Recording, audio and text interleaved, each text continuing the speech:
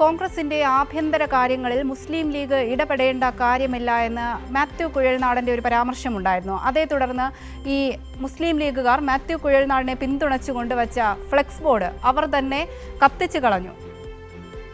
വിവരങ്ങളുമായി ഇപ്പോൾ തിയോഫിൻ കൂടി ചേരുന്നുണ്ട്. തിയോഫിൻ, ഈ മാത്യു കുഴൽനാടൻ്റെ ഈ പരാമർശത്തെ തുടർന്നാണ് മാത്യു കുഴൽനാടൻ്റെ ഈ ഫ്ലെക്സ് ബോർഡ് ഈ മുസ്ലിം ലീഗ് കത്തിച്ചു കളയുന്ന ഒരു സാഹചര്യം ഉണ്ടായത്. അതായത് കോൺഗ്രസിന്റെ ആഭ്യന്തര കാര്യങ്ങളിൽ ഇനി മുസ്ലിം ലീഗ് ഇടപെടേണ്ട എന്നായിരുന്നു കുഴൽനാടൻ്റെ പരാമർശം.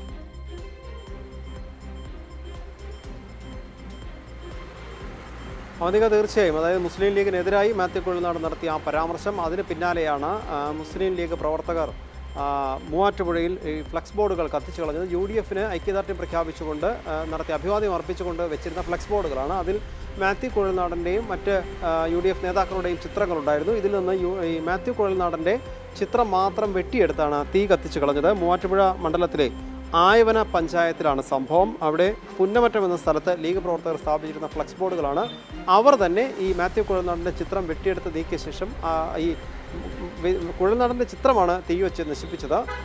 ഇതിൽ കാരണം നേരത്തെ നടത്തിയ, അതായത് മുസ്ലിം ലീഗ് VD സതീശന് പിന്തുണ പ്രഖ്യാപിച്ചിരുന്നു. അതിന് പിന്നാലെയാണ് ഇന്ന് രാവിലെ മാധ്യമങ്ങളുടെ ചോദ്യങ്ങൾക്ക് ഈ മുസ്ലിം ലീഗ് തങ്ങളുടെ കോൺഗ്രസിൻ്റെ ആഭ്യന്തര കാര്യങ്ങൾ ഇടപെടേണ്ട എന്ന ഒരു പ്രസ്താവന മാത്യു കുഴൽനാടൻ നടത്തിയത്. അങ്ങനെ ലീഗിനെതിരെ നടത്തിയ പ്രസ്താവനയിൽ പ്രകോപിതരായ മുസ്ലിം ലീഗ് പ്രവർത്തകരാണ് ഇന്ന് മാത്യു കുഴൽനാടൻ്റെ ചിത്രമുള്ള ഫ്ലെക്സ് ബോർഡുകളിൽ നിന്നും മാത്യുവിൻ്റെ ചിത്രം മാത്രം വെട്ടിയെടുത്തത് തീ കത്തിച്ചു കളഞ്ഞത്.